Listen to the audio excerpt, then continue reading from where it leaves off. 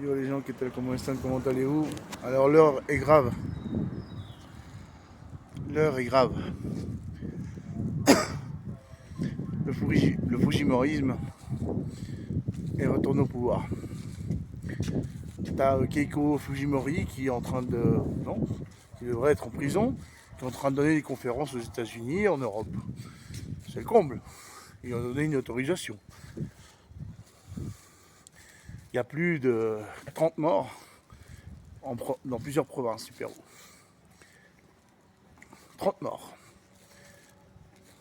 À Ayacucho, il y a des flics qui sont sortis avec carrément les drapeaux blancs. Ils veulent pas tirer sur le peuple. Donc c'est un crime contre l'humanité, ça, d'utiliser la police pour tirer sur des manifestants. C'est pas des terroristes. Ils les font passer pour des terroristes, mais c'est pas le cas. Donc ça va loin. Je vais juste faire une pause là parce qu'il y a personne de bruit là. C'est un mec qui vient avec sa trimoto et qui t'achète en fait des choses que tu veux jeter. Ouais, il te l'achète, il les achète. Voilà, ici, ils recyclent tout ici. Hein. Enfin bref. Non, ils nous font chier avec un couvre-feu à 20h.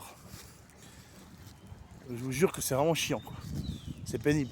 Il n'y a pas moyen de travailler dans les bus.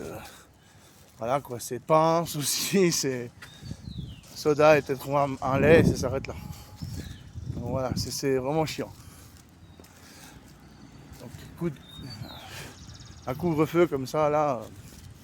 Enfin, en gros, avec la répression, on va pas y arriver, là, Dina. C'est une Gémeaux du mois de mai. Ils n'ont pas compris que ceux-là, ils sont généralement d'extrême droite, alors qu'elle fait partie d'un parti d'extrême gauche. Bon, mais là, ils ont compris, mais bon. En gros, ce sont les congressistes, c'est-à-dire les parlementaires fujimoristes qui ont fait faire le coup d'État en premier à Castillo pour pouvoir, eux, faire leur coup d'État. Mais d'une manière plus ou moins légale. Ils sont malins. Ils sont très malins, quoi. Donc c'est pour vous dire qu'effectivement, on retourne à une dictature fujimoriste, mais du Congrès.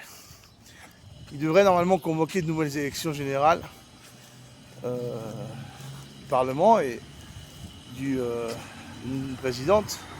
Elle doit rester jusqu'à 2026. Les gens, ils sont descendus tous à Lima, hein, protester, ils en ont rien à foutre du couvre-feu. Il fait plus chier au peuple qu'autre chose, le couvre-feu. Hein. Ferme tous les supermarchés à 19h30. Hier, j'ai dû aller dans des épiceries, ça m'a coûté plus cher. Du coup, pas moyen d'économiser pour dimanche, il va falloir que je sorte dans les bus. Mais non, c'est un sacrifice à faire. Voilà quoi. Elle doit démissionner, Dina Boluarte. C'est une traître. Elle doit démissionner.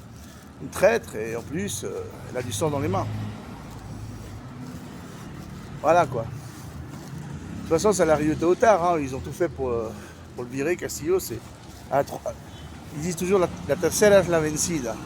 C'est pas faux. Hein. C'est pas faux. Enfin bref, les gens, ça devient grave la situation ici, franchement. Là, franchement, je vous le dis, hein, ça devient grave. Mais bon, il faut pas oublier que le grenier de Lima, c'est les provinces. Qui, eux, ils gagnent rien. Je parle pas que des mines, hein, je parle de tout ce qui est blé, riz, viande, etc. Ils gagnent rien, ces gens-là. Voilà quoi. Lima, ils produisent que dalle. Lima, il n'y a pas de production. Voilà quoi. Il y a une séparation claire et nette entre Lima et les provinces, surtout celle du sud, où je suis moi, actuellement. Les provinces sont riches, sauf qu'ici, il y a eu moins de corruption, il y en a eu, mais il y en a eu moins. C'est pour ça que c'est plus développé. Ok. Voilà. Bon allez, je vous laisse. Hein. Peace, à plus.